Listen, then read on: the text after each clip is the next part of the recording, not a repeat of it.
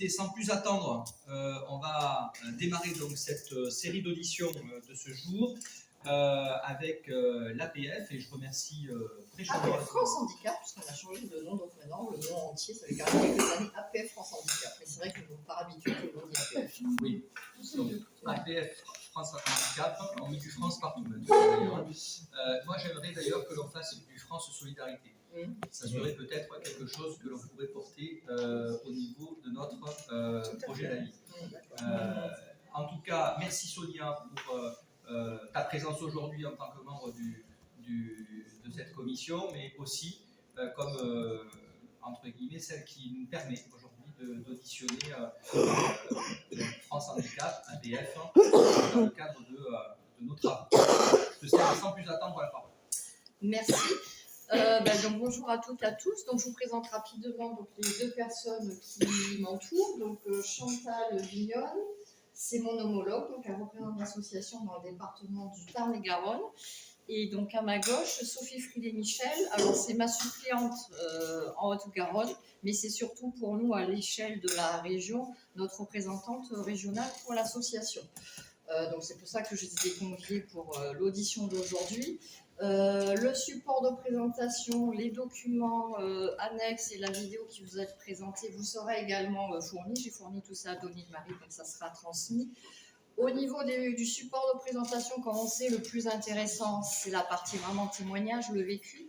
Donc, présenter l'association, je fais un pas, vous verrez ça dans le support. Je vous ai mis quelques chiffres clés du handicap. Bon, je vais passer rapidement les slides, mais bon, on ne va pas s'éterniser là-dessus pour entrer dans le vif du sujet. Oui, c'est bon.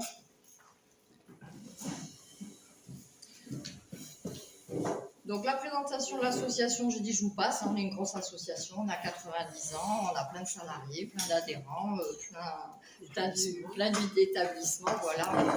On est très donc voilà, on est quand même représentatif de la parole que nous portons, et c'est pareil aussi en Occitanie où il y a quand même plus de 150 personnes qui sont bénévoles et qui sont investies et qui siègent dans différentes instances aussi pour voilà porter notre parole et défendre nos droits. Alors, les chiffres clés du handicap, là aussi, je vais passer très rapidement. Là, je vous ai fait une synthèse par rapport à d'autres documents que vous allez recevoir. Donc, en France, une personne sur 7 de plus de 15 ans est en situation de handicap. Donc, nous sommes loin d'être une minorité dans le pays. Donc, 12 millions de Français sont concernés par le handicap et il y a 11 millions d'aidants. Donc là sur la petite iconographie, alors là pour moi c'est trop petit, j'arrive pas à voir les chiffres, ça vous donne la répartition par famille de handicap et il y a 1 million de personnes qui utilisent le fauteuil roulant pour se déplacer comme aide technique à la mobilité. Pour la rentrée de 2022, il y a 501 700 élèves en situation de handicap, dont 436 085 qui sont donc scolarisés en milieu ordinaire, donc ils ne sont pas dans des établissements spécialisés. Pour la rentrée de 2021, on comptabilise 51 000 étudiants en situation de handicap. Pour l'année 2021, on comptabilise 2,9 millions de bénéficiaires donc de l'obligation d'emploi, donc des personnes qui sont en situation de handicap et qui sont tout à fait aptes à travailler, mais ce n'est pas pour autant qu'elles sont employées. Les personnes en situation de handicap sont près du double à être au chômage par rapport au reste de la population, et lorsqu'elles sont au chômage, en général, elles y restent beaucoup plus longtemps par rapport aux autres chômeurs. Au niveau de l'AAH, il y a 1,2 million de personnes donc, qui ont l'AAH et il y a 830 000 personnes qui touchent une pension d'invalidité. C'est mon cas, je fais partie des bénéficiaires de la pension d'invalidité. Parmi les personnes qui sont bénéficiaires de l'AAH, 45% sont pauvres en conditions de vie, contre 11% du reste de la population. Donc là, on voit aussi que le handicap, on va dire quelque part, c'est une double peine en matière de conditions de vie et de précarité. Les personnes en situation de handicap représentent donc 39% des bénéficiaires de l'ASPA et 21% des bénéficiaires du RSA. pour aller plus loin dans les chiffres, je vous ai fourni quelques liens. Donc, pour ceux qui ont les chiffres, là, vous pourrez vous faire plaisir à l'échelle nationale, à l'échelle régionale, les prestations sociales, par type d'âge. Enfin voilà, vous aurez tout. Et quand même quelque chose qui fait froid dans le dos et qui nous met en colère et nous révolte, pour la 7e année consécutive en France, dans le rapport d'activité du défenseur des droits, le handicap est toujours la première cause de discrimination. Donc pour le pays des droits de l'homme, bon, c'est pas glorieux.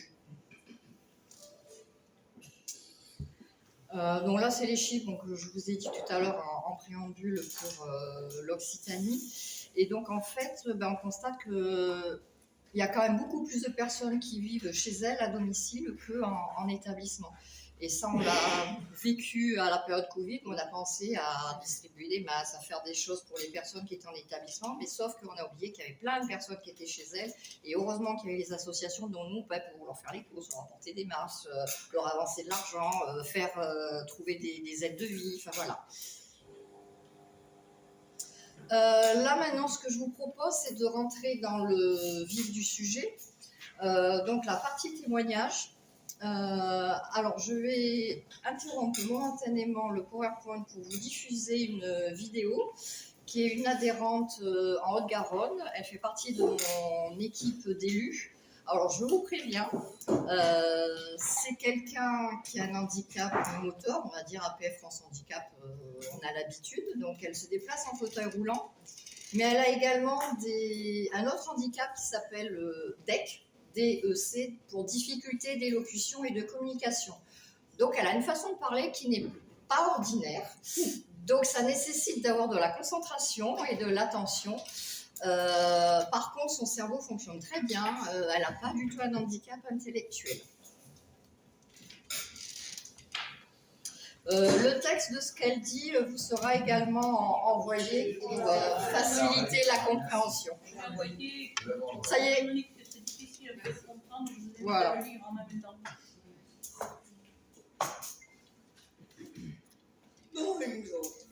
Je suis Clarissa, j'ai 42 ans.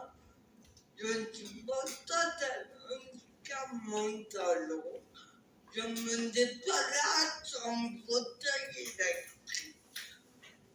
Mon élocution est intégrée et cela me désagrade pas les personnes croient que mon handicap, que mon intellect est entier.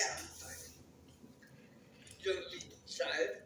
Il est entier de lien pour l'autre.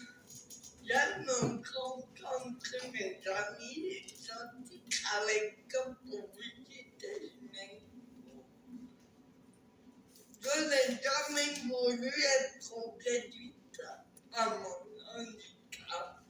Donc, après des études supérieures, 25 ans physique, je suis aujourd'hui chargée de gestion administrative en temps partiel dans une asso qui organise des sorties sportives à la montagne entre personnes handicapées et personnes valides depuis 15 ans.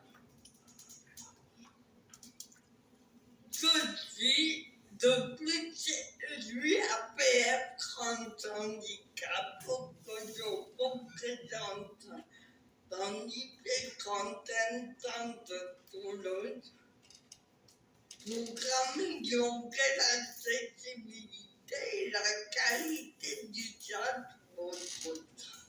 Car je crois essentiel qu'il faut prendre part aux transformations de la société pour qu'elle soit plus inclusive.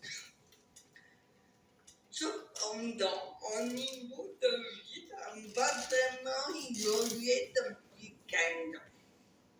En effet, mon salaire est d'environ 800 €, comme il est à 600 € d'allocation handicapé. si un jour mon salaire est amené à augmenter, mon allocation diminuera immédiatement. Si je dois travailler 25 heures par semaine, l'allocation disparaît. L'État n'encourage pas les personnes handicapées à travailler quelques jours par semaine, car outre la diminution de l'âge, les démarches sont contraignantes pour la garder. Je dois déclarer tous les 3 mois mon salaire à la carte, plus une demande de prise en charge de mes transports adaptés tous les jours à la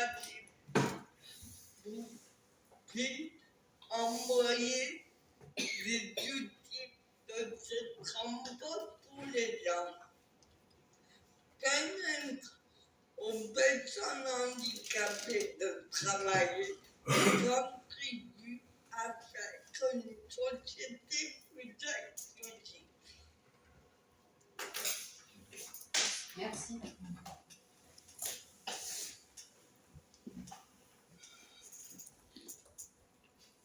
Voilà. Ce que je vous propose ensuite, donc ce qu'on avait prévu, donc c'est le témoignage de Chantal. Donc là, c'est du direct live. Ensuite, je vous ai mis des liens qui renvoient sur des vidéos très courtes. Donc, il y a le témoignage d'une adhérente en Gironde. Là, je ne peux pas le faire parce que je n'ai pas Internet, mais vous pourrez après tranquillement de chez vous.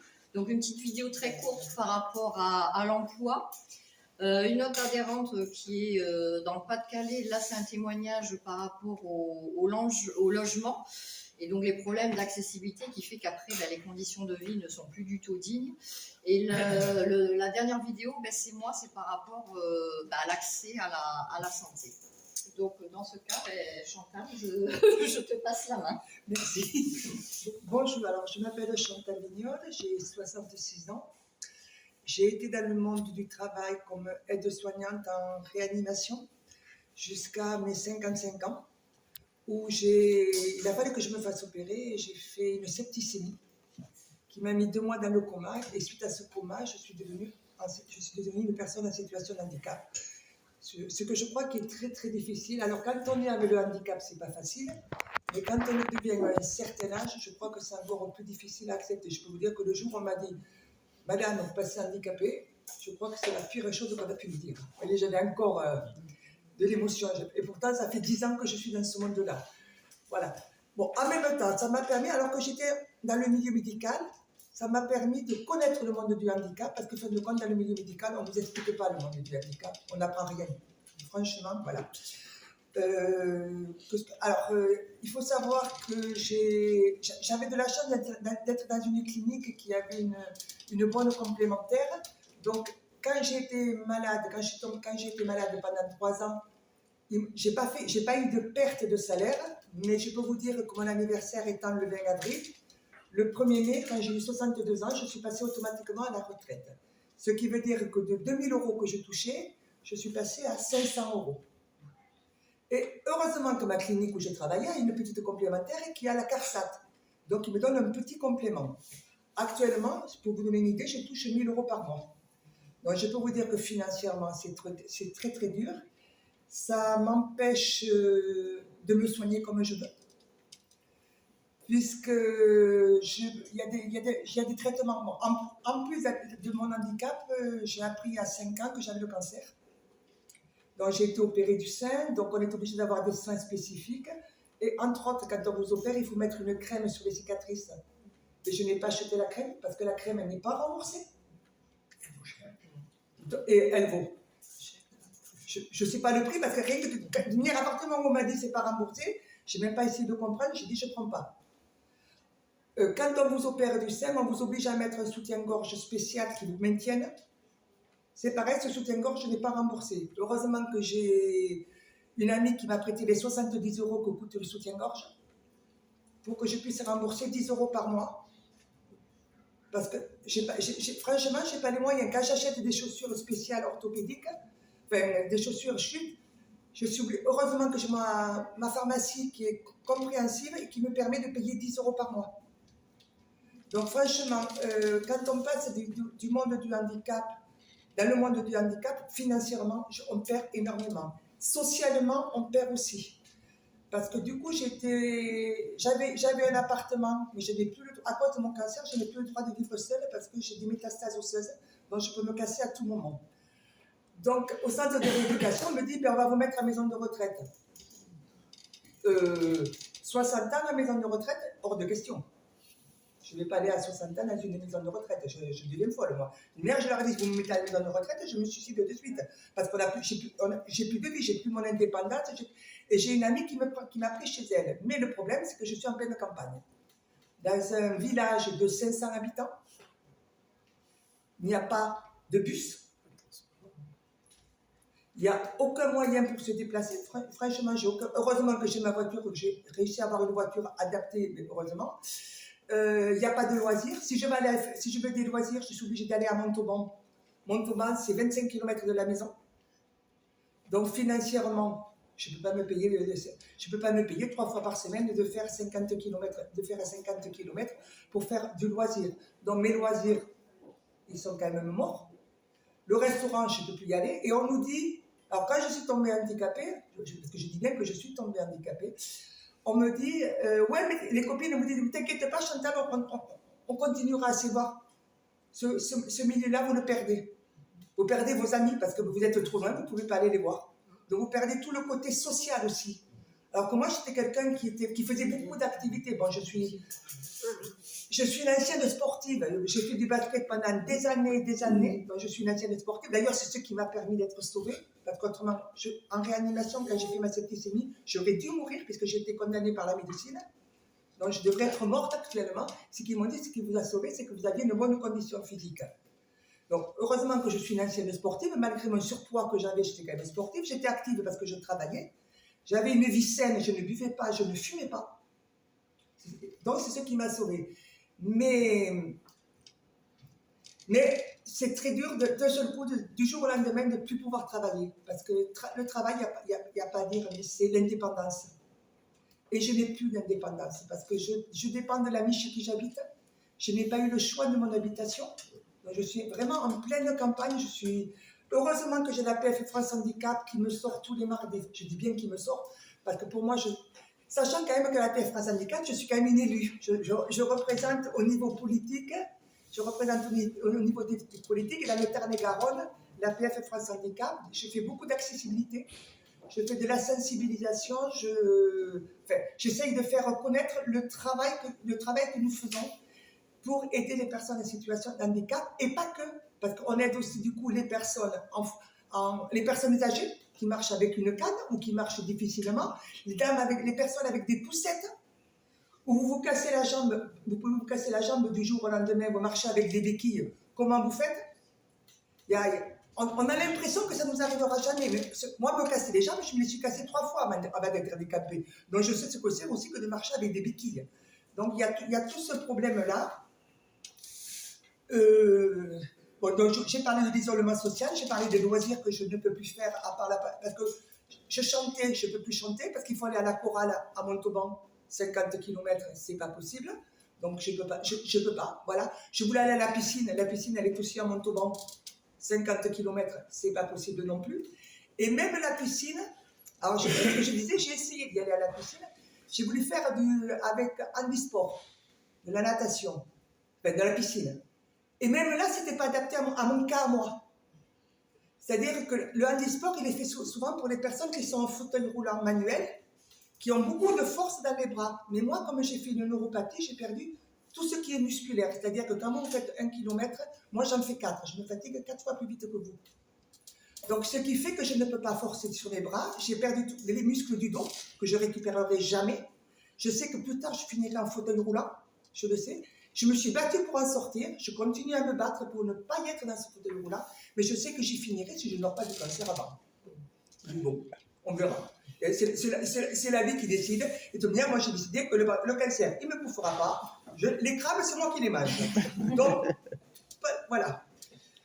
Donc j'ai dit que j'avais pas de transport. Alors je ne sais pas comment on peut faire pour avoir du transport dans des petits villages perdus comme moi, parce que je suis hors des grandes routes. Je suis dans un Lisac. Alors vous ne connaissez pas, c'est un tout petit bled entre Montauban et Moissac. C'est tout. Je vous dis 500 habitants. C'est pas du tout sur les grands axes. Donc il n'y a pas du tout de moyens de locomotion. Mais je ne sais plus ce que je peux dire. Je peux dire je crois que tu as balayé un peu tout. Ouais, ça Je crois que j'ai balayé à peu près tout. J'ai parlé de mes problèmes de déplacement, de mes problèmes de loisirs, de mes problèmes médicaux. Parce que c'est quand même bête de ne pas pouvoir se soigner, quoi. Je veux dire, moi, actuellement... Alors, style, un truc bête. Je suis grande. S'il faut me faire une mammographie, donc il faut que je reste debout. Et moi, debout, ça m'est compliqué de rester debout. Immobile, ça m'est compliqué. Donc c'est pareil, le matériel médical n'est pas non plus adapté aux personnes en situation de handicap. C'est un truc bête, hein, je veux dire. Mais il y a des petites choses comme ça, voilà. Voilà. Et bon, il faut savoir quand même qu'on est obligé, je suis obligée d'acheter une voiture adaptée, donc c'est pas facile non plus financièrement, voilà. Donc il y a plein de conséquences du handicap. Fin de compte, sur un petit truc, ça entraîne un éventail de choses. On ne peut même pas y penser, quoi. Voilà. Entre autres, l'éventail, c'est que je suis quand même obligée de venir ici pour parler des problèmes des personnes en situation de handicap, ce qu'on ne devrait plus avoir à faire. On devrait être inclus dans la société, point la ligne, quoi. Je veux dire, on est comme, entre guillemets, on est quand même comme tout le monde, on a droit aux mêmes choses que tout le monde, mais il faut se battre pour l'avoir, et ça, c'est pas normal. Voilà. Merci Chantal. Ce que tu viens de dire, je peux peut-être compléter. Enfin, j'avais pas prévu de parler de mon expérience personnelle, ça on s'en fout. Mais il y a des choses qui sont similaires. Parce que moi aussi, c'est un handicap acquis, pas inné. Donc, j'étais valide, je travaillais, j'avais une très bonne situation parce que j'étais cadre. Le handicap s'invitait dans ma vie. J'ai perdu mon emploi à cause de ça parce que mon patron de très mauvaise foi n'a pas voulu adapter mon poste de travail alors que la médecine du travail m'avait déclaré apte à travailler avec aménagement de poste. Donc pendant des mois, il m'a mis un bulletin de salaire à 0 alors que j'étais censée travailler et il ne m'a pas fourni d'emploi. Donc ça s'est terminé en contentieux, bon, il a perdu.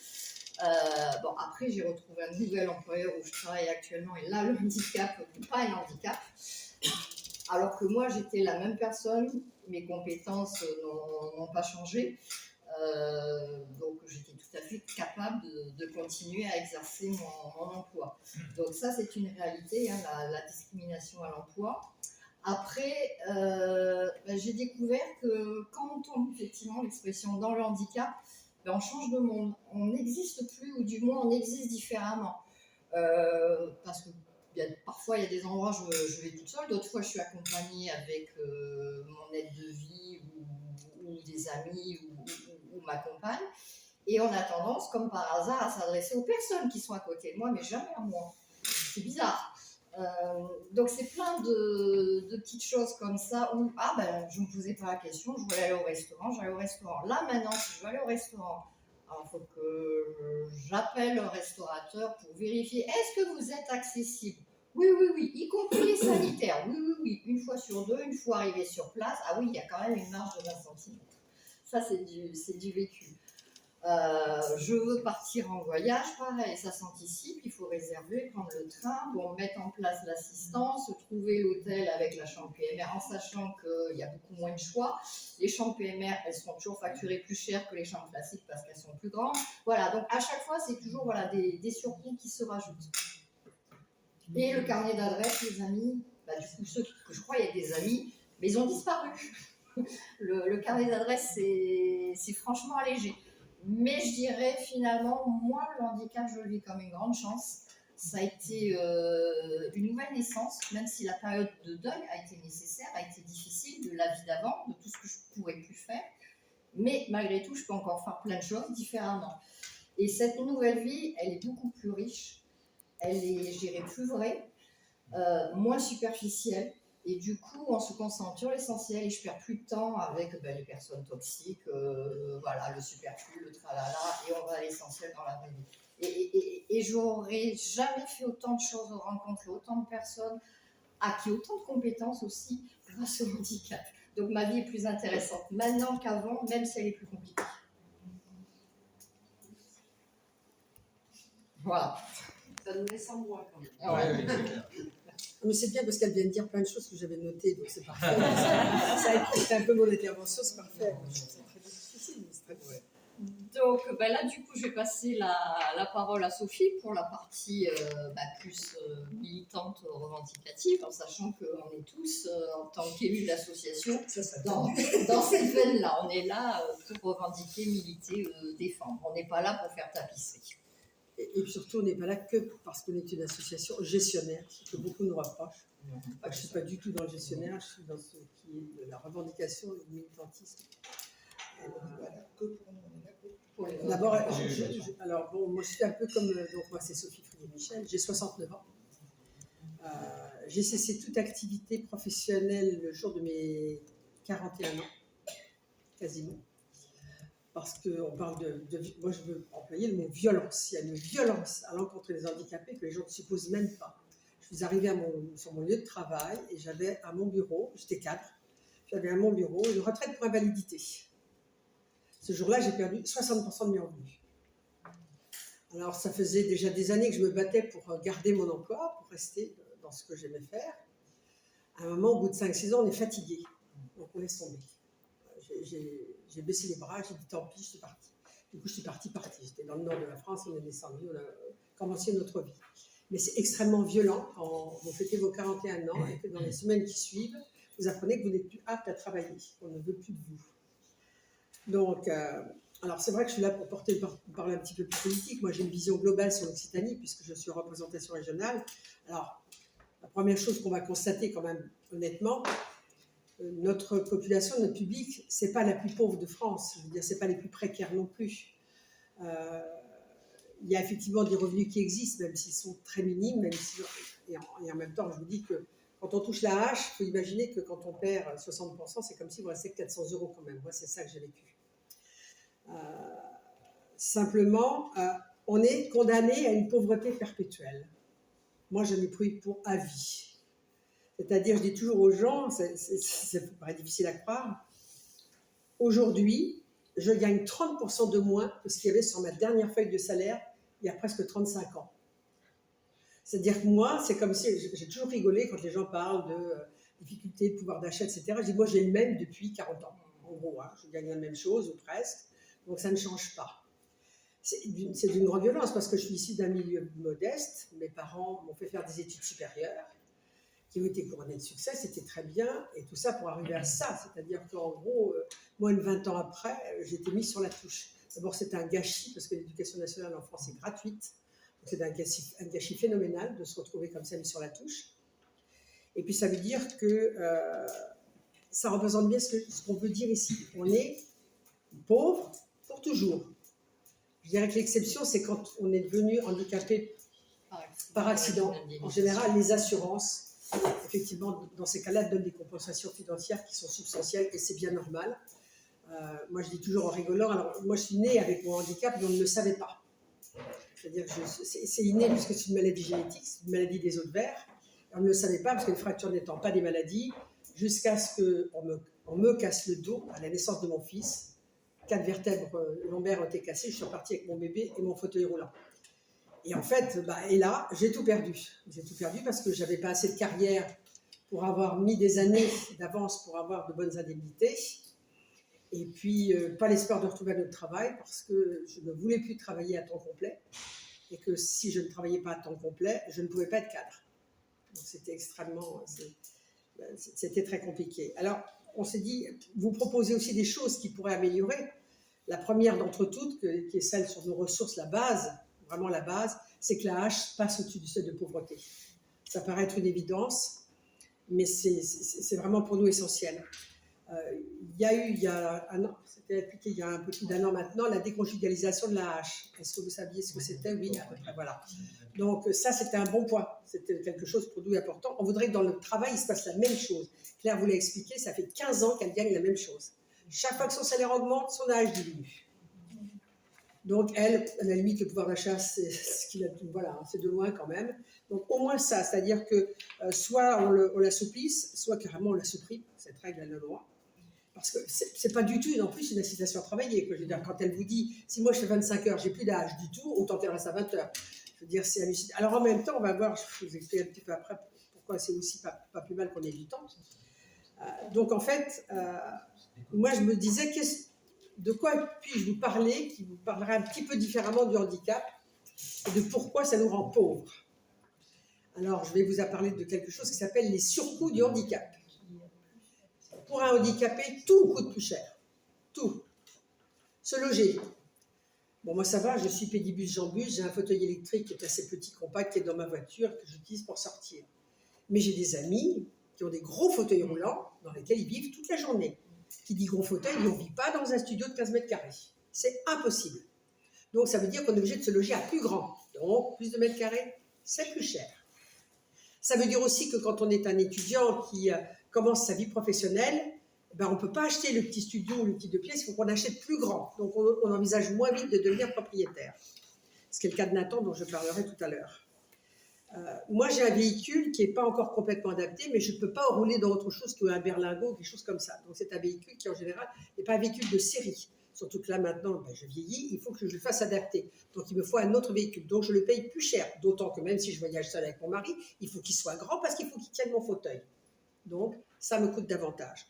Tout à l'heure, Sonia a très bien parlé, quand on se déplace, l'hôtel c'est plus cher, les locations de vacances c'est plus cher, les chambres d'hôtes, alors quand on les trouve, ça pareil, c'est un parcours à trouver.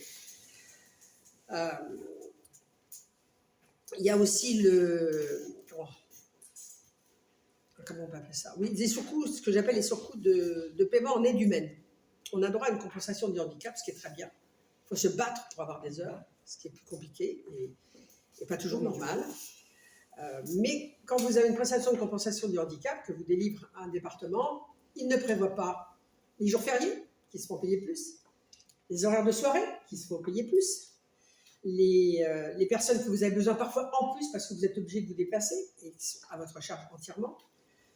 La cotisation en médecine du travail. Oui, par exemple, quand on est employé, on a la cotisation de médecine du travail. Il y a aussi tout ce qui est le surcoût en dehors de ça, des aides techniques. Moi, j'ai un petit fauteuil roulant électrique, Sonia en a un aussi. On a plein d'amis, que ce soit les fauteuils manuels ou électriques, sont des fauteuils qui coûtent extrêmement cher. Je veux vous dire, le mien, c'est un tout petit truc, enfin, il n'a rien d'extraordinaire, il vaut presque 10 000 €. Et c'est du basique, hein, j'ai pas de coque spéciale, j'ai rien du tout. Vraiment, c'est juste parce que je ne pouvais plus pousser, mes épaules étaient tellement usées que c'était fini. Donc ces aides techniques, elles sont mal remboursées. On a eu une promesse au dernier Conseil national du handicap de M. Macron de nous rembourser intégralement nos aides techniques. On est en train de se battre pour que ça se fasse parce que ça ne va sûrement pas se faire. La solution qu'il nous a proposée aujourd'hui, c'est de dire on va prendre en charge aujourd'hui la sécurité sociale, je vous fais du grosso modo un taillé. À Bissadenas, ça vous prend à peu près 3 000 €, ça vous rembourse sur un fauteuil électrique. Ce qui est largement insuffisant. Mais en revanche, et ça fait partie des surcoûts du handicap, on prend de grosses mutuelles, nous, parce qu'on a besoin de se faire rembourser. Alors, à partir du moment où la sécurité sociale vous rembourse, par exemple, 3 000 €, moi, j'ai une mutuelle qui va prendre en charge 3 000 € de plus, et même plus la mienne, j'ai plus expert. Mais ça me coûte un bras tous les mois de pouvoir avoir ce type de remboursement. Alors, j'ai perdu mon fil. Oui, sur les aides techniques. Il y a des gens, moi j'en connais plein, on en connaît plein, qui sont en situation de handicap, voire lourdement handicapés, qui ne changent pas leurs aides techniques alors qu'ils en ont besoin, parce qu'il n'y a personne pour les payer. Et que comme ils ne sont pas sûrs du tout de pouvoir se faire rembourser, ben, ils ne prennent pas. D'autant qu'avec la nouvelle loi qu'ils sont en train de prévoir, si vous dépassez, alors ils ont dit ça ne sera plus 3 000 € par mois, ça sera 5 000. Maintenant le remboursement d'un fauteuil. Mais si vous prenez la moindre option supplémentaire, il sort du remboursement. Donc, si j'ai besoin d'une petite coque en plus derrière, qui va coûter, je ne sais pas, 300 ou 400 ou 500 € de plus, ce qui n'est pas cher sur un fauteuil, eh ben, je n'aurai pas de remboursement du tout. Donc, il y a de plus en plus de personnes en situation de handicap qui n'ont plus de matériel adapté, donc qui leur permettent de sortir, de vivre, etc. Un fauteuil électrique plus sophistiqué, ça peut monter jusqu'à 40 000 €. Oui. Donc, vous, avec 40 000 €, vous avez une super voiture. Hein. Vous avez une belle berline, hein. Croyez-moi, une belle berline pour 40 000 €. Ensuite, on a des emplois qui ne sont pas adaptés, souvent. Alors, je sais bien, on dit toujours qu'il faut que la personne handicapée s'adapte à son emploi. Moi, je dis que c'est l'entreprise qui doit s'adapter à la personne handicapée, et pas le contraire. Parce qu'au bout d'un moment, à force de ne pas être adapté, on renonce à un temps plein, parce qu'on ne peut pas. C'est juste que c'est trop fatigant, que c'est trop épuisant. Donc, on perd du salaire, on baisse ses revenus, notamment par rapport à ses collègues valides qui font le même travail. Pour ce qui est des surcoûts médicaux, parce que je dis toujours, moi je suis pas malade en dehors de ça, je vais très bien, je suis même du tout en bonne santé. Mais il y a aussi des collègues qui sont malades et en situation de handicap. Et eux, ben, ils ont le maximum des franchises tous les ans. Ils ont des dépassements d'accès aux soins qui sont à leur charge tous les ans, tout le temps. Parce qu'on peut aussi être handicapé et malade. Par exemple. Et qu'il n'y a pas forcément de compensation financière pour toutes ces choses-là. Alors, ça fait des petites choses. Moi, je connais une amie dont le fils, Nathan, est à l'IMC. L'IMC, c'est affirme moteur cérébral. Elle me disait, moi, quand j'achète des vêtements pour Nathan, il faut toujours que je les fasse reprendre parce que ça ne va pas. Il faut faire changer les fermetures, il faut qu'il fasse des scratchs. Tout ça, ça passe chez le couturier. C'est des frais en plus qui sont totalement invisibles pour tout le monde. Les chaussures, il ne peut pas chausser comme tout le monde. Alors, dans le pire des cas, c'est des chaussures qui vont coûter entre 500 et 1000 euros la paire. Soit alors, il dit, j'ai de la chance, mon fils, lui, ce qui lui convient, c'est les Geox. Mais les Geox, c'est toujours entre 200 et 300 euros minimum la paire. Tout ça sont des choses qui disparaissent complètement des radars, qui ne se voient pas, qui sont à notre charge. Vous imaginez bien qu'avec la hache, s'offrir tout ça, c'est juste un luxe incroyable, parce qu'on demanderait la même chose à n'importe quel valide. D'ailleurs, il serait comme nous, il ne pourrait pas.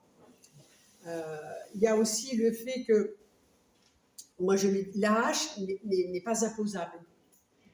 Moi, je n'ai jamais touché la hache. J'ai donc déclaré mes impôts tous les ans.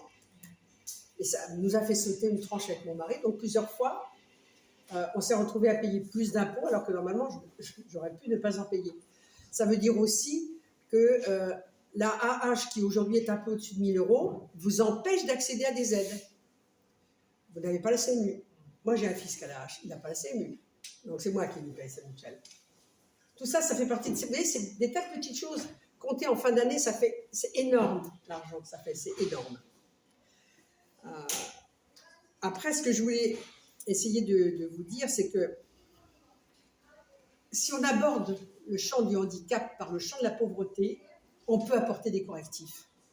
C'est-à-dire que la loi peut permettre de faire des compensations financières qui permettent de vivre mieux. Et qui sont des compensations qui existent parce que c'est pas parce qu'on ne peut pas travailler, c'est parce qu'il y a des choses qui sont trop difficiles, trop compliquées et trop onéreuses. Ça veut dire aussi c'est compensé pour le temps. Il y a une chose dont je voulais parler aujourd'hui, c'est le temps. Le temps du handicapé n'est pas le temps du valide. Sonia en a parlé un peu tout à l'heure, Chantal aussi. Moi, quand je pars en vacances, ça me demande un investissement que vous n'imaginez même pas pour me déplacer, pour savoir où je vais aller, comment je vais être reçue. Quand on travaille, c'est pareil, il y a les transports. Alors, c'est bien les transports adaptés. Ça coûte cher, les transports adaptés. Je ne parle pas des taxis adaptés. Quand on en trouve, c'est encore plus cher. Mais le transport adapté, il vous dit que, ah oui, il va vous emmener demain matin, mais vous n'aurez pas le retour. On est très content. Qu'est-ce que je fais? Ou vous avez le retour, mais pas l'aller. C'est que des choses comme ça tout le temps. C'est un temps qui est contraint par l'organisation du lendemain, par l'organisation de la semaine prochaine, par l'organisation dans les 6 mois. Je pense beaucoup aux jeunes en situation de handicap. Et Nathan, c'est extraordinaire. Il est IMC, il a fait l'école de la magistrature, qu'il a réussi. Aujourd'hui, il est en formation de juge. Eh bien, trouver un tribunal en France accessible, il n'y en a pas. Il n'est pas prêt de travailler, lui. Il n'y en a pas. La dame est où d'abord? Ah, il y en a où? Hein? Celui d'Albi. Ah, ben voilà, il faut qu'il aille à C'est vrai qu'il est à Albi, mais lui, il est sur la Gironde, alors c'est un peu compliqué. C'est très bien. Ça veut dire aussi, c'est vrai que c'est très C'est beau, ouais. Ça veut dire aussi que pour lui, parce qu'il a les copains de promo, ils sont tous en même temps en stage en ce moment, c'est très compliqué. Il dit, quand on a fini la journée de stage, le soir, les copains se retrouvent au bistrot du coin. Moi, non, je dois organiser toute ma journée du lendemain. Mais je vous jure, je me demande parfois, il faut une volonté d'acier pour aller travailler. Il faut une volonté d'acier. Il faut être tenace, il faut être entêté, il faut être pugnace. Il faut prouver tout le temps que vous allez être au moins aussi bon que les autres. Alors qu'on va vous payer moins parce que vous ne pourrez pas faire un emploi à temps plein. Vous ne pouvez pas faire un emploi avec tous les obstacles qu'on vient de vous donner. Et cette espèce Nathan dit, moi je ne serai jamais payé comme mes collègues de promotion. parce que je pourrais jamais, je vais même fournir le même travail, mais je ne pourrais jamais travailler à temps plein. Donc il dit c'est extrêmement déprimant. Eux, ils vont commencer à devenir propriétaires. Moi, j'attends encore. Que vous dire d'autre? Ah, si, une des dernières choses que Ah oui, par rapport, pour rebondir sur le temps du handicap, en devenant handicapé, on perd sa liberté, sa spontanéité. Puisque, enfin, voilà, moi je travaille. Pour travailler, il faut que je réserve mes transports à l'avance. Alors j'ai des transports récurrents, tel jour, telle heure à mon lieu de travail, mais parfois dans mon boulot, ben, il y a un colloque, je dois aller ailleurs. Alors là, il faut que je pense à réserver suffisamment à l'avance pour avoir mon transport, sinon j'ai pas de transport, sinon il faut que je fasse appel à un taxi adapté. Ça va, ma patronne comprend, du coup paye le taxi, mais ça lui fait des frais en plus, alors que voilà. Anticiper ça, parfois avec les collègues, ah ben tiens, ce midi, si on allait manger ensemble. Ah ben oui, mais là, normalement, c'est un jour où je travaille pas toute la journée. J'aimerais bien manger avec vous, mais moi, j'ai mon transport qui est prévu à 13h pour rentrer chez moi. Si je le prends pas, comment je fais pour rentrer chez moi? Donc voilà, je perds aussi ces moments-là qui peuvent se faire. Ah ben sur un coup de tête, ah ben tiens, il fait beau si on faisait ça. Ben non, ben moi, je peux pas. L'improvisation et la spontanéité ne font plus partie du quotidien du handicapé. Et ce qui pour les... Alors bon, à mon âge, on peut dire que c'est moins grave. Quand on a 25 ou 30 ans, ça fait carrément... Et puis, rapidement pour terminer, parce que je sais que vous avez travaillé sur la santé environnementale, je viens de lire récemment des chiffres assez alarmants sur la progression de l'obésité chez les personnes en situation de handicap. Et ça, on sait que c'est un marqueur de la pauvreté. Parce que quand on a l'âge, tous les surcoûts qu'on a en plus, c'est compliqué de se nourrir sainement. Mais pas que. C'est compliqué d'accéder à du sport adapté. C'est compliqué d'accéder simplement à des activités de plein air. Et tout ça, ça fait que, effectivement, les personnes en situation de handicap perdent la santé. Voilà. Donc pour moi, c'était la dernière chose que je voulais dire, parce que je viens de le lire, et je trouve que c'est intéressant de le dire, parce que tout le monde sait que c'est un marqueur social, et l'obésité est un marqueur vraiment de la pauvreté. Et bien ça y est, ça nous rattrape aussi, parce qu'effectivement, on ne peut pas vivre objectif. Enfin, je ne sais pas si les gens se rendent compte, on nous dit toujours « Ah, mais on vous donne quand même… » Moi, j'ai même un copain qui a eu le culot de me dire que le revenu universel existait, puisque je le touchais et que c'était la hache. À qui j'ai répondu « Je n'ai jamais touché la hache de toute ma vie. » Et franchement, je trouve ça un peu gonflé de me dire des choses pareilles. On ne peut pas vivre avec ça. Il y a beaucoup de nos adhérents, de notre public, qui est en situation de survie, parce que vivre à la campagne, c'est compliqué, parce qu'elle l'a dit… Chantal, on n'a pas de transport, on n'a pas de déplacement, on n'a rien, et que quand on veut faire, ça coûte extrêmement cher. Voilà, si vous avez des questions. Oui. Merci, en tout cas.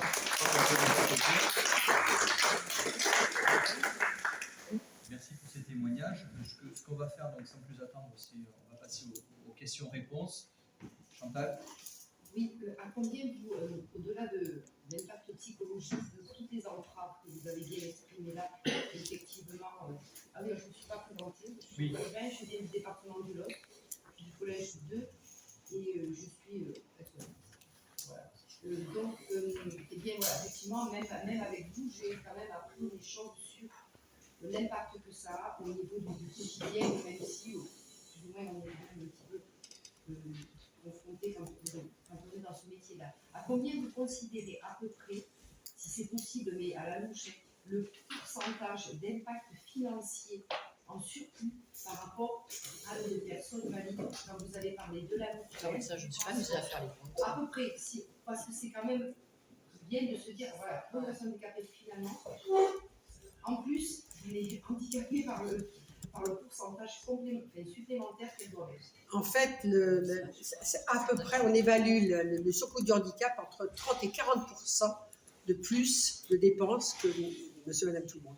C'est-à-dire que pour qu'on puisse vivre, par exemple, avec un SMIC, il nous faudrait 30 à 40% de plus que le SMIC pour pouvoir vivre comme tout le monde. Le handicap, 30 à 40% Oui, de plus c'est ça. D'une personne, on va dire. À peu près. Après, c'est proportionnel peut-être à certains handicap. Bien sûr. Par rapport à une personne qui n'a pas toutes ces entraves-là. Lionel. Je prends les uns. Lionel. Merci beaucoup pour ce témoignage, en fait, qui nous permet de mieux apprécier la situation. Il y avait deux catégories sur lesquelles j'aurais souhaité avoir aussi un peu votre retour. D'abord, ce sont les enfants, parce qu'on en a très peu parlé, avec toutes les difficultés qui sont rencontrées aujourd'hui, ne serait-ce que pour la scolarité et puis pour l'accompagnement. Et puis également le rôle de l'aidant, qui est un rôle essentiel. Et l'autre catégorie sur laquelle je m'interroge également, c'est sur la personne handicapée vieillissante, qui est une vraie problématique, puisque à partir d'un certain moment, il n'y a plus du tout de structure même d'accueil, même si d'aventure certaines régions, départements tentent de mettre en place ce qu'on appelle les UPHV, les unités pour personnes handicapées vieillissantes, mais qui s'inscrivent, comme le disait peut-être un peu madame tout à l'heure, dans la notion d'un EHPAD, c'est-à-dire qu'à côté d'un EHPAD ou dans l'EHPAD, on crée en effet une unité pour personnes handicapées vieillissantes. Alors, c'est un plus, je vais vous l'avouer très sincèrement, pour l'établissement lui-même, parce que c'est une autre façon de vivre et ça crée une certaine dynamique au sein de l'EHPAD.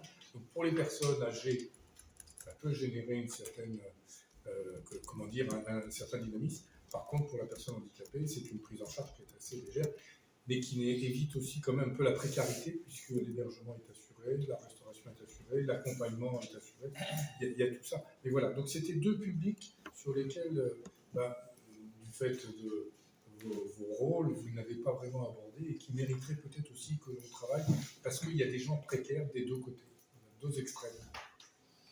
Est-ce que je peux juste, sur les personnes âgées, en fait, on a eu une alerte de l'association il y a déjà 2-3 ans. On s'est rendu compte que, parce qu'il ne faut pas... La plupart des personnes en situation de handicap vivent chez elles. Mais c'est comme pour les personnes âgées. On pense toujours aux maisons de retraite, mais la plupart des vieux, ils vivent chez eux. Donc, on s'est rendu compte qu'il y a maintenant, c'est fini le temps où l'EHPAD avait une file d'attente pas possible pour combler ses chambres. C'est moins vrai. Et depuis Covid, c'est encore moins vrai. Donc, on nous propose à nous, puisque nous sommes handicapés vieillissants, d'aller en EHPAD. Et on nous le propose très tôt, parce qu'on ne sait pas quoi faire de nous dans le département, parce qu'il n'y a pas forcément de solution. La preuve, on parle à une personne handicapée d'une 60aine d'années, donc, ou même à partir de 50-55 ans, dont par exemple les vieux parents disparaissent, il n'y a plus d'aidants familiales, plus d'aidants naturels. Et donc, qu'est-ce qu'on en fait ? Eh bien, on propose bien sûr la maison de retraite. Voilà, ce qu'on t'a proposé à toi. Et effectivement, ça fait partie des choses que moi, je peux entendre. Si quelqu'un se trouve bien pour aller à la maison de retraite, pourquoi pas, libre à lui de le faire. Maintenant, qui aujourd'hui, ici, autour de cette table, se dira à 55 ans, oh, la maison de retraite, youpi. Non, mais il faut être sérieux, je veux dire, on est comme les autres, quoi. Je veux dire, c'est quelque chose qu'on ne peut pas entendre comme ça. Pour les enfants, il y a des besoins de prise en charge. L'éducation nationale est largement en dessous de ce qu'elle devrait faire, ça tout le monde le sait. Les ESH, c'est un vrai problème. Les parents sont de grands aidants. En plus, je ne veux pas parler de la formation. Souvent, certains arrêtent leur activité professionnelle, justement. En général, les femmes ont plus de peine. Hein. La femme, elle n'a plus de travail et elle s'occupe des enfants. Et en plus, les ESH sont souvent très mal formés. C'est-à-dire qu'il y a des tas de handicaps pour lesquels elles ne sont absolument pas formées, ce qui pose aussi d'autres types de problèmes. Par ailleurs, on entend beaucoup parler on en parlait ce matin pendant qu'on venait ici, puisqu'on a 1h30 de route, des besoins spécifiques des enfants en situation de handicap. Et bien nous, aujourd'hui, on dit qu'il n'y a aucun besoin spécifique des enfants en situation de handicap. Les besoins spécifiques des enfants en situation de handicap, c'est être bien nourri, être bien logé, aller à l'école, en gros. C'est-à-dire les mêmes besoins que n'importe quel enfant. Simplement, l'enfant en situation de handicap, il a juste besoin d'aide. Il a besoin en aide, pas de besoin spécifique, c'est de l'aide. Mais comme les personnes en situation de handicap, moi j'ai besoin d'aide. Quand je me déplace, j'ai besoin d'aide chez moi pour m'aider aux tâches ménagères, pour faire les courses, pour tout ça. Mais il n'y a pas de besoin spécifique. Et c'est vrai que les enfants, pour l'accueil des enfants, il y a encore beaucoup à faire. Et nous, on a vraiment, un des credos de l'association maintenant, c'est la place de l'enfant, c'est à l'école. Et à l'école ordinaire, en milieu ordinaire. C'est-à-dire qu'il va falloir à un moment se résoudre à faire en sorte que l'école devienne un lieu d'accueil ordinaire de tous les enfants. Et franchement, il y a des expériences dans les Pyrénées-Orientales qui ont été menées, notamment à la frontière avec la Catalogne, où on a accueilli un enfant polyhandicapé dans l'école. Et ça se passait super bien. C'est juste une question de volonté, d'organisation. Ça brise en plus l'ignorance. C'est-à-dire qu'à un moment, les enfants se connaissent et tout. Il paraît que la maman disait, c'est Marie-Jeanne, elle disait, c'était très amusant pour mon fils, il avait plein de copains qui grimpaient sur son fauteuil. Parce que l'électrique, c'est vachement sympa, dans la cour de récré et tout, c'était beaucoup. Donc, c'est possible, c'est juste une volonté politique, ça coûte effectivement de l'argent, on est d'accord. On sait que tout se fera pas en un jour, on le sait, mais c'est impossible de penser autrement. Dominique? Oui, merci pour vos témoignages très forts, très évocateurs. Moi, j'ai une question sur l'approche macro. Les témoignages, c'est bien, c'est indispensable, bien rentrer dans la logique et dans les besoins qui sont les vôtres. Par contre, je reste un peu sur ma faim concernant l'approche macroéconomique. Quelles sont, par exemple, les étapes ces 10 dernières années qui ont marqué pour vous, à travers la loi, le règlement, la répartition des compétences, qui ont marqué ces 10 dernières années en termes positifs ou en termes négatifs? Ça, c'est le premier point. Le deuxième point, qui est au fond raccroché au premier, quelle est l'articulation que vous percevez au niveau des pouvoirs publics entre l'État, la région, les départements? Alors, je dirais qu'on n'a pas une égalité des chances selon le territoire où on vit.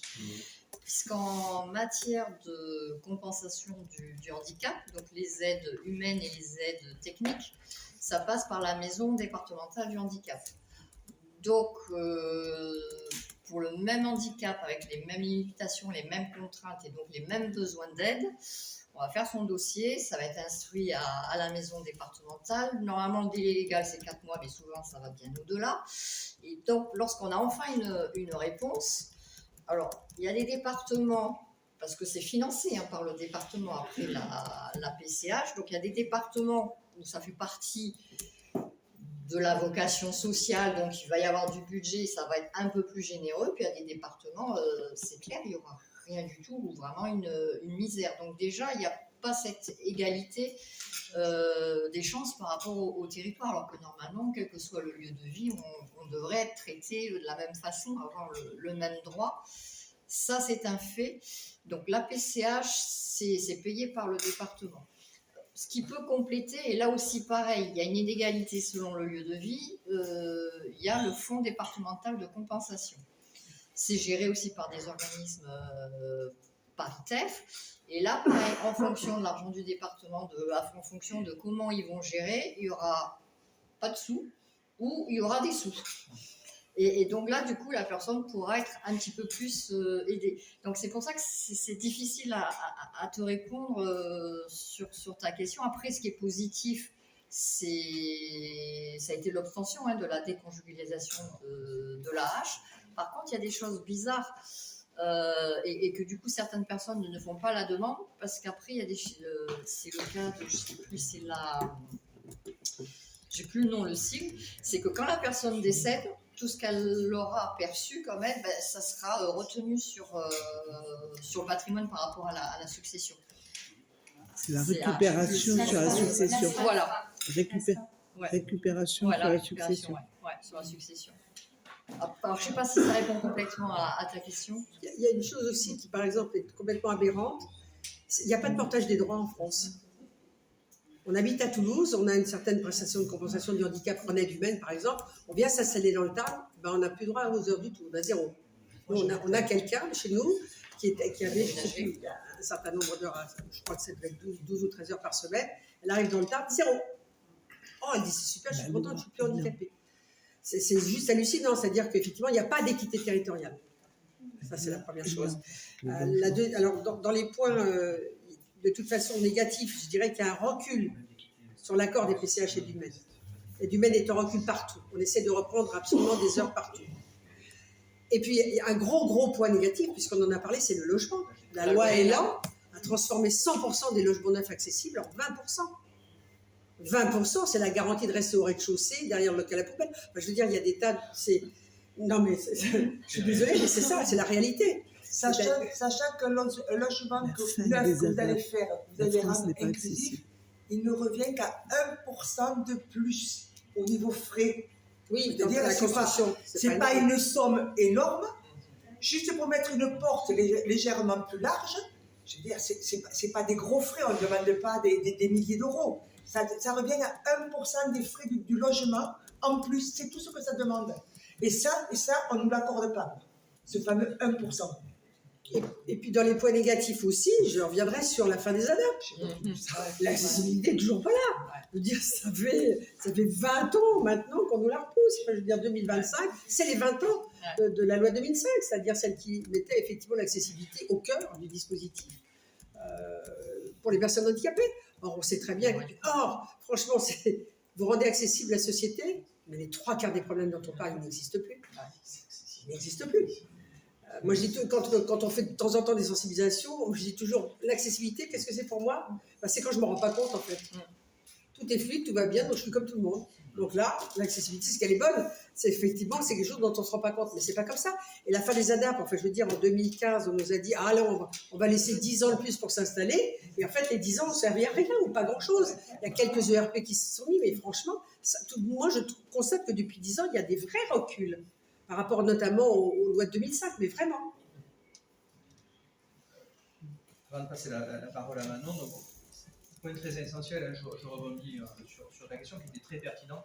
Je pense que la portabilité des droits, ça me paraît très important à noter, cette iniquité qu'il y a. Et après, en l'occurrence, au-delà de mon engagement syndical, je suis également président de CAF. Et on se bat, sachez-le, hein, vous ne partirez pas, entre guillemets, les mains vides là-dessus, mais les présidents de CAF se battent pour que, là aussi, les allocataires, il y ait un fichier unique. Parce qu'aujourd'hui, ça paraît rien, mais c'est hallucinant ce que je vais vous dire, c'est qu'aujourd'hui, vous changez de département, en fait, c'est reset, et vous redémarrez à zéro dans ces démarches. Et ça n'est pas possible. Et donc, on se bat au niveau du SI, hein, ce qu'on appelle le système informatique de la CAF, pour que réellement, à un moment donné, on ait un fichier d'allocataires centralisé et que concrètement, quand on mute, quand on bouge d'un département à un autre, et donc pour vous, ça serait véritablement aussi... je veux comprendre pourquoi il y a une telle disparité de politique entre les départements. Comment on peut, dans les 13 départements, avoir des disparités politiques vous concernant aussi grandes? Ça pose problème. Comme la politique des personnes âgées, c'est pareil. Ça va agir pas le même partout. Avant d'enchaîner sur les derniers, je recrante un truc aussi, puisque j'avais la parole de 2 secondes. Moi, ce qui me choque profondément, alors vous avez parlé de la déconjugalisation, on s'est battu, hein, sachez-le que pour l'obtenir, on s'est véritablement battu, c'était vraiment une grande réussite. Je crois que c'est en 2023, c'est ça? Ouais, 23. Elle est obtenue en 22, appliquée en 23. Voilà, l'application c'est 2023, c'était vraiment octobre, là, ça fait, voilà, c'était un gros soulagement pour vous parce qu'on savait que c'était véritablement une grosse problématique. Mais peu de personnes sont concernées. Le deuxième étage de la fusée, selon moi, c'est aussi la problématique de la corrélation rémunération et AH avec cette... Et pension d'invalidité, c'est la même chose. Moi, j'ai une pension d'invalidité, je travaille, mais à chaque fois que ma patronne veut m'augmenter, je suis obligée de faire un calcul avant pour dire j'accepte l'augmentation ou pas. Et là, je sais qu'il me reste encore 50 € de marge. Après, ça sera fini parce que je sais que du coup, ça va être allégé jusqu'à un moment donné où ça va être carrément sucré. Mais comme je ne travaille pas à temps complet, même si je travaille un peu plus, je suis un peu augmentée, si je perds ça, ça fait une sacrée baisse de revenus. Oui. Je pense qu'il y a quelque chose à travailler là-dessus. Alors peut-être avec un plafond, il faut regarder, pas non plus donner et totalement décorrélé. Mais je pense que concrètement, l'effet qui est décrit, c'est en clair, vous êtes condamné à ne pas avoir d'augmentation. C'est ça. Oui, c'est ça. Qu'est-ce que c'est que cette affaire? Et dernière des choses, et après je passe la parole à Manon.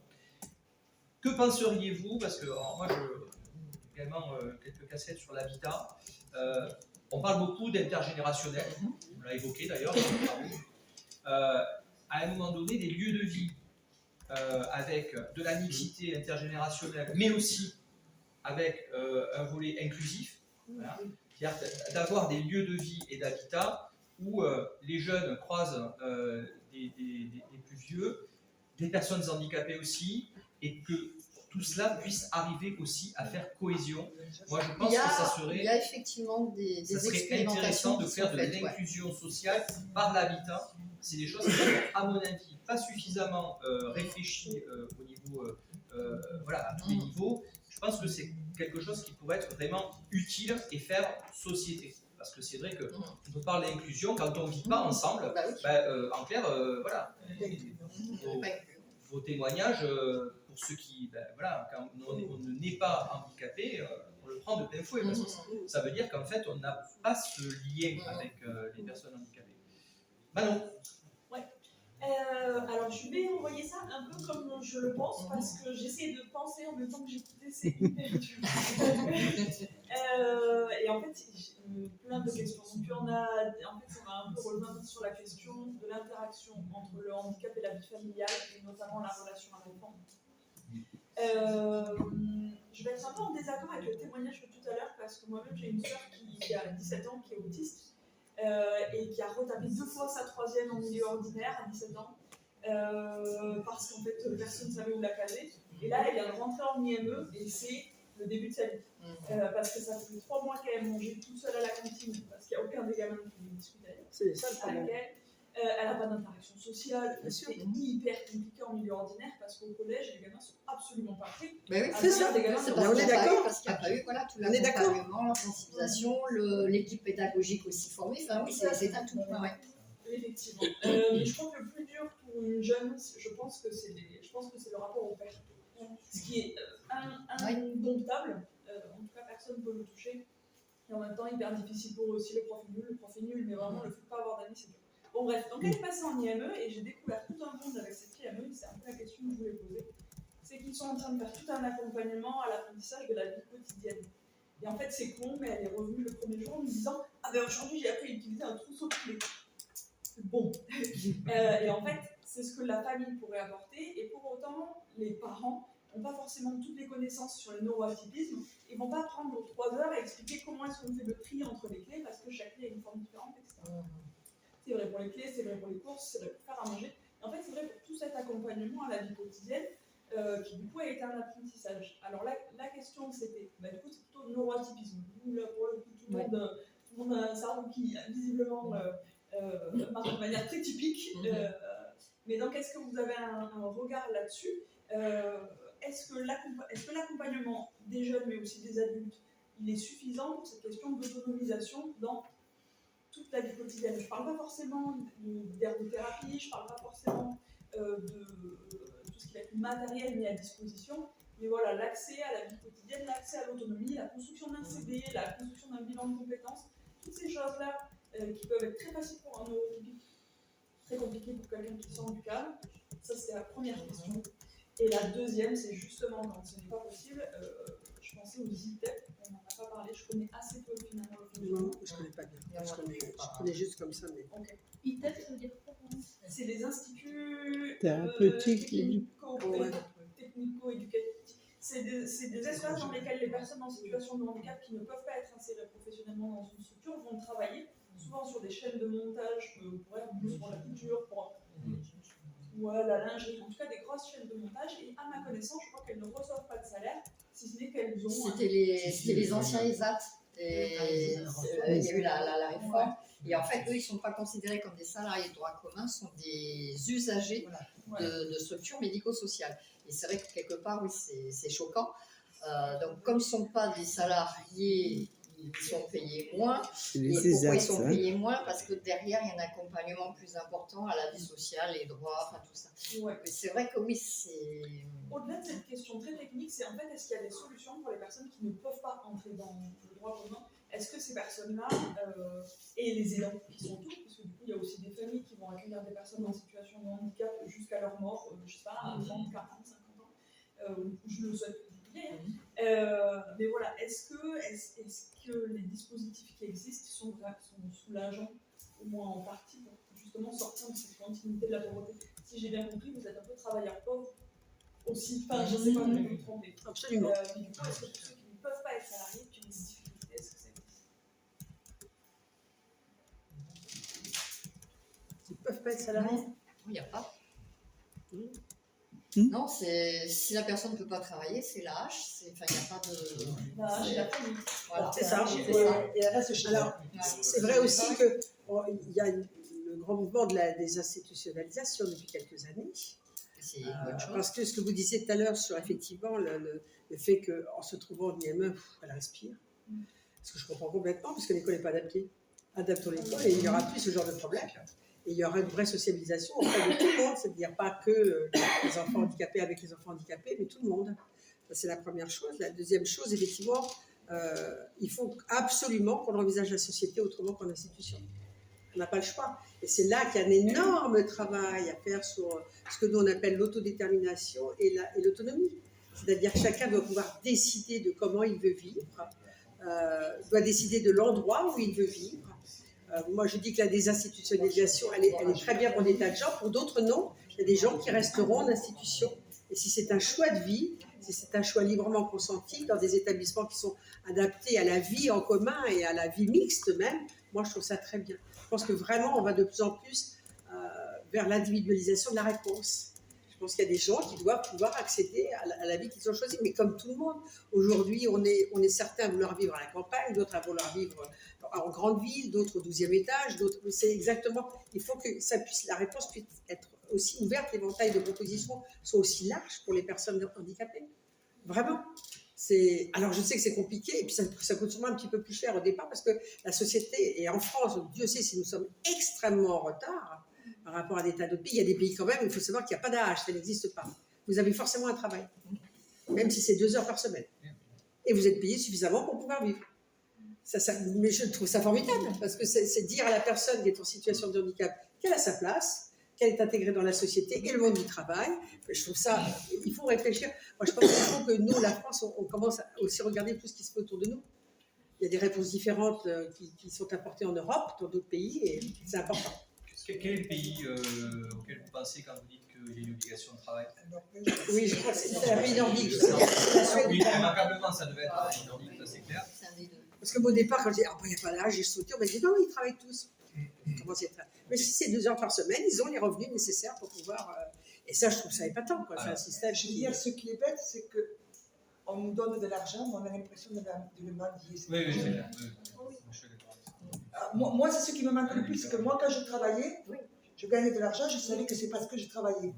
Bon, maintenant, je suis à la retraite, mais je touche pas l'âge puisque je suis à la retraite, et fin de compte, je ne l'ai jamais touché, puisque du monde du travail, je suis passée directement à la retraite. Mais être obligé de quémander quelque chose, mais vous ne pouvez pas vous imaginer comme c'est horrible, parce qu'on a l'impression qu'on est toujours en train de quémander, toujours en train de se plaindre, alors que simplement, on veut vivre.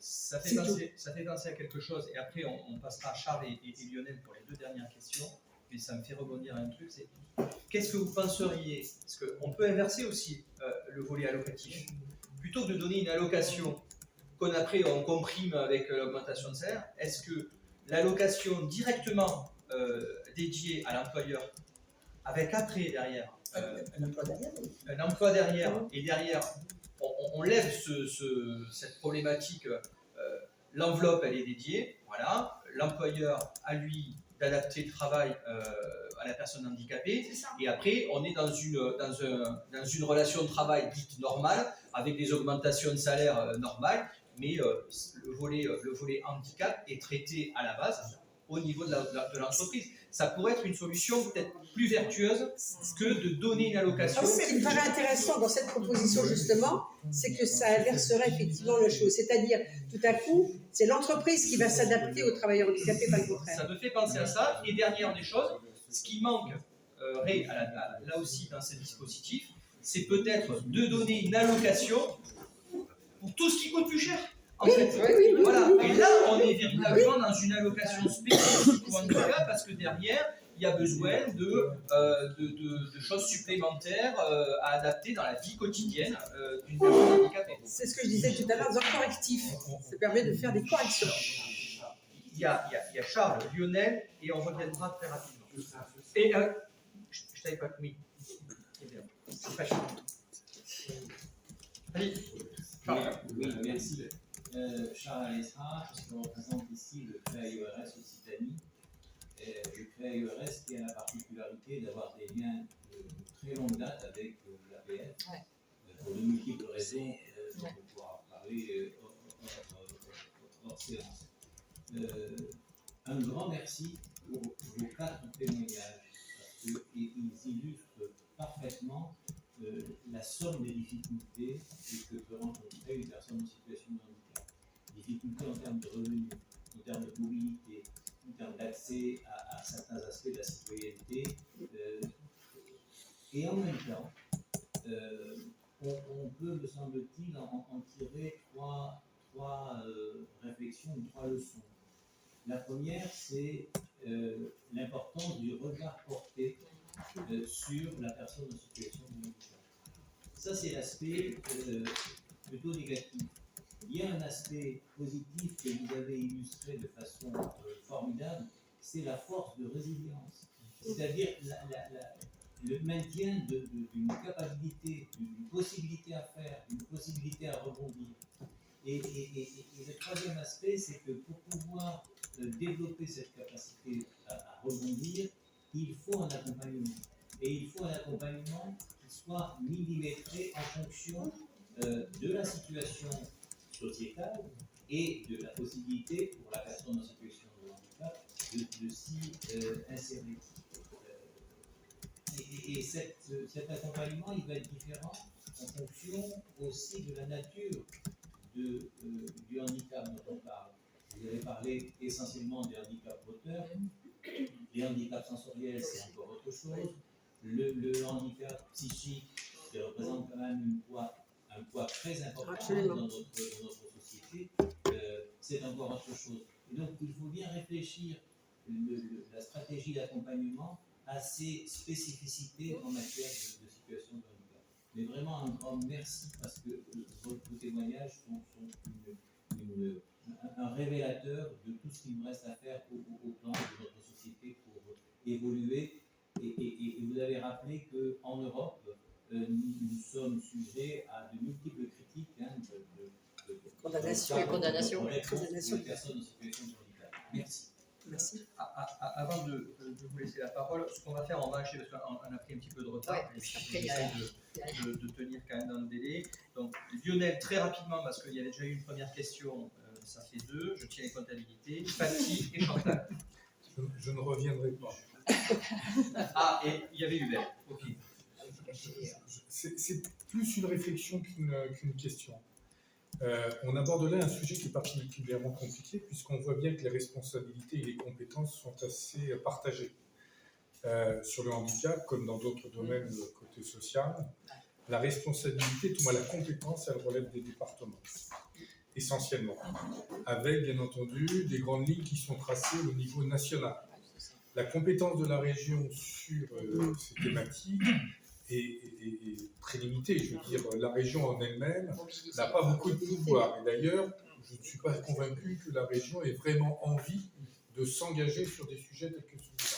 Alors qu'il le faudrait peut-être, parce que sous couvert d'une recherche d'équité, et notamment au niveau des départements, ça serait probablement plus judicieux que ce soit la région qui pilote ces différentes interventions que de le faire au niveau départemental.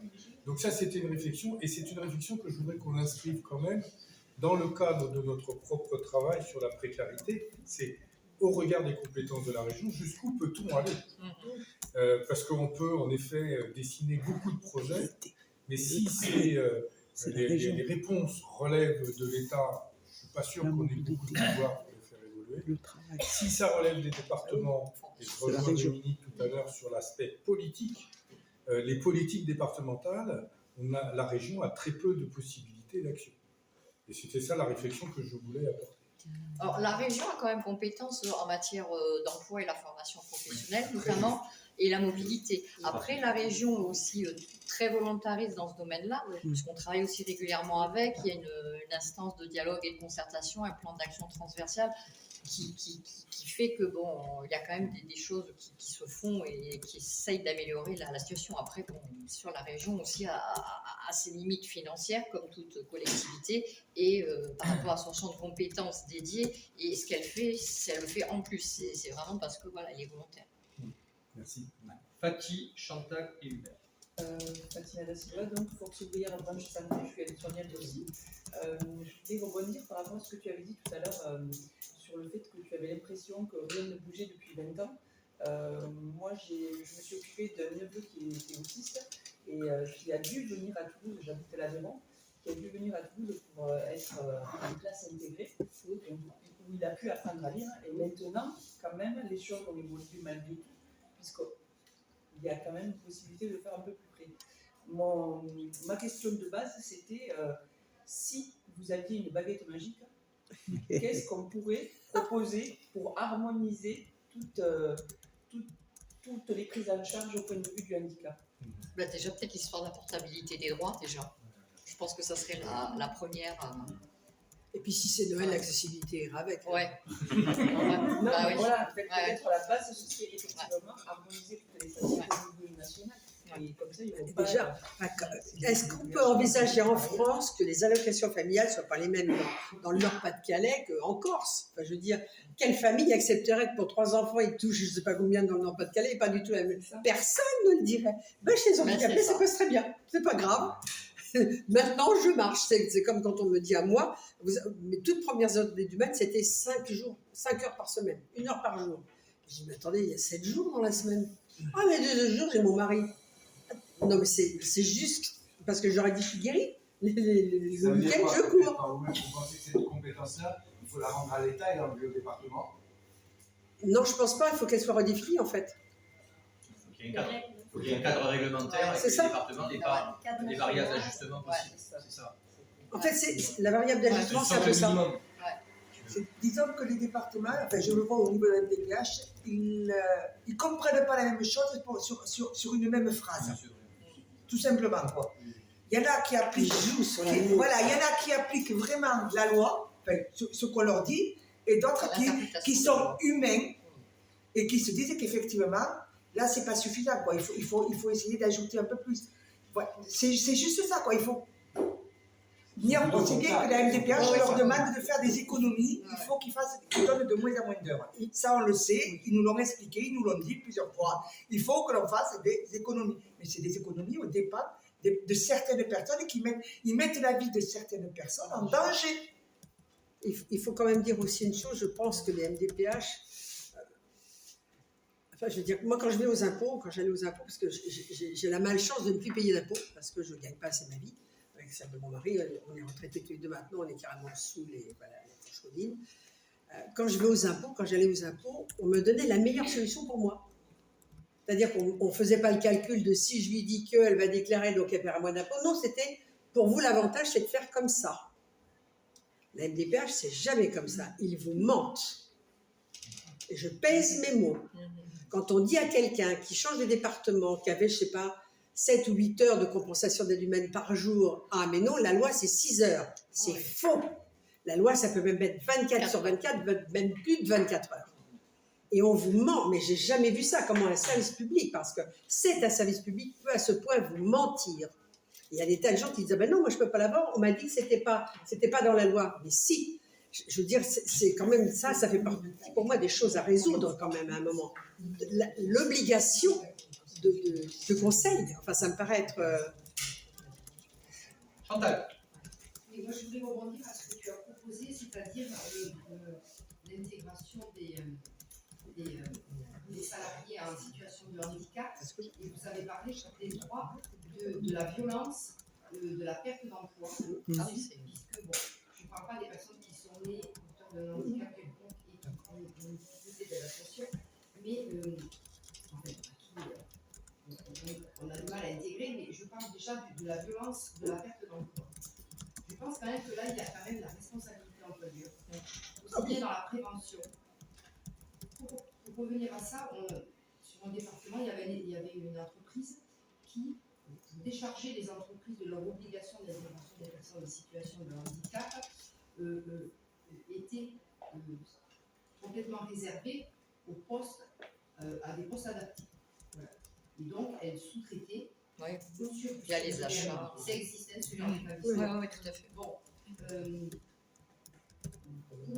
pour le cas que je cite, ça n'a absolument pas marché. On recevait, nous, en tant qu'organisation syndicale, des salariés dans des situations dramatiques, franchement, par rapport à leur droit du travail. Bon. Donc, manque de contrôle, je ne sais pas, parce que je ne dis pas que ça ne peut pas marcher, mais je dis qu'il faut être hyper vigilant. Parce que les entreprises ne puisse pas respecter, et ne puisse pas, pour quelles raisons, ça c'est à voir aussi, l'emploi de, enfin, en dessous de, je ne sais plus à combien il est. C'est 6%. 6% de taux d'emploi. Sinon, il faut payer la taxe. Voilà. Quelle va ça? Ou quelle est la taxe? Parce que certains choisissent de De payer la taxe. Absolument. À quoi sert cette taxe après? À financer le fonds AGFIP et l'équivalent de la fonction publique pour après l'insertion, le maintien dans l'emploi, tout ça. Comment ou pas ça sert réellement à ça? Parce que c'est quand même ça, normalement, l'impact financier. Voilà. Donc ça, pour moi, ça compte énormément. Et les employeurs, alors après, il faut qu'ils soient accompagnés, je suis d'accord, les employeurs. Et justement, je pensais au CLAC, le contrat local d'amélioration des conditions de travail, quand même. Ça passe par l'ARS. Ouais. Ça passe par le fonds d'intervention. Donc ça passe par les régions, tout ça. Parce que c'est quand même sous contrôle. Ça passe par les régions. Donc la région, je suis pas de cette avis, la région a largement son mot à dire, aussi bien au niveau des entreprises et des employeurs, au niveau de ce fonds-là, le FIR, sauf que le FIR, le fonds d'intervention régionale, il a une contrainte. Il est contraint à des projets que vont apporter les employeurs. Bon, dans le service public, on arrive à le retrouver, ça, on arrive à le suivre. Je cherche d'aller, par exemple, sur le CAP, vous connaissez aussi sur les établissements publics. Donc ça, on arrive à peu près à monter des projets. Bon, en sachant que l'entreprise doit aussi investir de son côté par rapport à la prévention, la protection et l'intégration des personnes en situation de handicap. Mais ça passe aussi par l'obligation d'avoir le document d'évaluation professionnel. Et j'en parle de temps en temps de ça, parce qu'il y en a plein qui ne connaissent pas. Mais ça oblige l'établissement à faire ça. Et on est déjà très loin. Donc même dans le service public, parce que là je ne parle que des établissements publics, ce que je connais, et pour avoir été à un certain d'hygiène et sécurité, eh bien ça n'existe même pas. Donc on part de loin, les pauvres personnes en situation de handicap, pour essayer de faire valoir qu'au-delà même de l'intégration, il y ait la prévention pour éviter. C'est des maladies, il y a des choses qui ne sont pas évitables, il y a des choses qui sont complètement. L'usure professionnelle, qui sont évitables, et puis ça permet aussi d'intégrer les personnes qui, au bout d'un moment, d'une usure ou d'une maladie, vont arriver à être en situation de handicap dans leur parcours professionnel. Et donc on part de loin sur tout ça, et effectivement, je suis désolée, que ce soit les acteurs du public, que ce soit au niveau de la médecine, du travail, tout ça, il n'y a pas les moyens. Et proposer des structures d'intégration ou de logement, d'hébergement, tout ce qu'on veut, pour moi, ce sont des réponses par défaut. Et donc, je suis désolée, c'est une sorte de ségrégation. Le cas, je suis désolée, mais à un moment, on le voit bien sur le handicap, une personne âgée et une personne en situation de handicap. Moi, j'ai vu des personnes qu'on proposait à 60 ans. Mais les personnes ne veulent pas à 60 ans. Mais il n'y a pas de structure. Et puis pour rester à domicile, il n'y a pas assez d'aide de vie. Donc du coup, partir sur ce point, voilà, responsabilité des employeurs, responsabilité de la région, et donc il y a quand même des choses à faire. Hubert, pour la dernière intervention. Oui, Hubert Ford, je représente la Chambre de commerce et d'industrie. J'ai une question, parce qu'on a une problématique qui est très très forte, et souvent, trouver pour avoir d'autres perspectives et pour essayer de trouver des solutions, on se compare à d'autres pays qui sont très envergés, mais en même temps avoir une vision sur les 50 dernières années, par exemple, pour avoir un temps long, mais aussi de voir comment les choses vont évoluer. Est-ce que de votre point de vue, la situation, si on prend les années 70 et aujourd'hui, ça fait 50 ans, est-ce que déjà on avait une personne sur 5 à cette période-là qui était ça progresse, il y a beaucoup de handicap, et quelles étaient les mesures d'accompagnement, et est-ce que la situation aujourd'hui est meilleure, et si oui, par quelle mesure, et elle s'est dégradée pour quelles raisons? Heureusement quand même que ça évolue, ça progresse. Il y a mieux qu'il y a 50 ans. Il y a quand même plus de personnes en emploi, mais ça évolue quand même très, très lentement. Il y a encore beaucoup de discrimination, ne serait-ce que sur le secteur emploi. Bon, donc oui, après de l'accompagnement, il y en a, mais tous les dispositifs emploi, accompagnement, aussi bien pour la personne que pour les employeurs, il y en a tellement qu'on s'y perd, qu'on ne sait plus trop qui fait quoi. Du coup, peut-être que ça perd aussi en efficacité. enfin, de l'essaimage, oui, mais il y a quand même plus de personnes qui conservent leur emploi ou qui arrivent à s'insérer professionnellement. Je pense que pour tout le monde, par rapport à il y a 50 ans, la situation est meilleure. Elle est meilleure dans l'emploi, elle est meilleure dans les logements, elle est meilleure... Le regard aussi. Oui, le regard il y a beaucoup de choses qui ont changé. Simplement, ce qu'on peut dire, c'est que sur les 10 dernières années, on sent vraiment, et ces dernières années depuis Covid, où il y a une reprise en main des contraintes budgétaires très, très, très importantes, on devient des variables d'ajustement. Donc, du coup, on nous reprend des choses. Je veux dire, on comprend les difficultés financières d'un département. Et lui, il dit, à l'aide humaine, on va gratter un peu. Sauf que c'est difficile, il y a du drame derrière. Et puis moi, j'ai envie de leur dire, au département, moi je comprends, à l'aide humaine, ça coûte cher. C'est à peu près 2% du budget du département. Le RSA, ça coûte beaucoup plus cher à un département que le handicap. Hein. Mais effectivement, ça va mieux parce qu'autrefois, on ne voyait même pas les personnes handicapées. L'accessibilité des trottoirs et tout, c'était bien pire qu'aujourd'hui. Moi, j'avais des amis étudiants qui montaient les marches sur les fesses pour aller en cours, enfin bon, il y a 50 ans. Et oui, c'est la réalité. Donc, tout ça, heureusement, c'est plus comme ça. Mais on sent que ça, je veux dire, les gens ne se rendent pas compte, c'est un combat de tous les jours. Si vous saviez le temps qu'on perd à refaire des documents administratifs, parce que la MDPH tous les 5 ans, je veux dire, moi, je suis née avec une maladie génétique qui guérira jamais. Ça ne peut pas. C'est même pas une maladie, c'est une anomalie génétique. Tous les 5 ans, je dois refaire mon dossier pour réobtenir ma PCH et du mail, pour réobtenir, parce qu'en plus j'ai vieilli, je trouve ça hallucinant. Là, pour la première fois, on vient de m'attribuer définitivement ma carte de stationnement. Waouh, quel progrès, ça fait 30 ans que je vis avec, 35 ans que je vis avec. Et on nous dit que les services des MDPH sont engorgés. Donnez-nous certains droits à vie et on va vous les désengorger, nous, les MDPH. C'est plutôt des choses comme ça. Parce que pour le reste, heureusement, la vie va mieux. Je ne sais plus qui disait, oui, c'est pire. Non, moi, je vis bien mieux que vivaient mes parents, mes grands-parents, hein, c'est clair. Mais voilà, ça... Merci.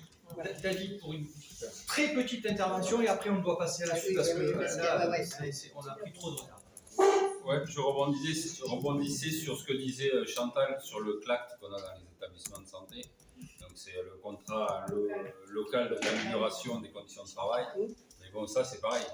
En rond parce que c'est l'État, c'est l'ARS qui le donne, et en sachant que c'est en fonction de l'effectif des établissements et les enveloppes ne sont pas à rallonge, les actions ou le matériel qui peut être financé rentre dans un référentiel. Des fois on est surpris parce que il y a des besoins mais ça ne rentre pas dans le référentiel et comme c'est pas référencé, c'est pas pris en charge, c'est un peu compliqué. Et après, une autre chose, dans le monde du handicap, il faut savoir, vous savez très bien, qu'il y a plein de maladies qui sont rentrées et qui ont été rajoutées en catégorie de travailleurs handicapés, que ce soit les maladies de Crohn, c'est pas pour autant que vos budgets, les budgets pour le handicap ont été augmentés. Merci à toutes les trois, sincèrement, parce que votre éclairage a été, à mon avis, très important et au regard en plus des nombreuses sessions, je pense que ça a matché, comme on dit. Merci à vous. En tout cas, merci pour votre écoute.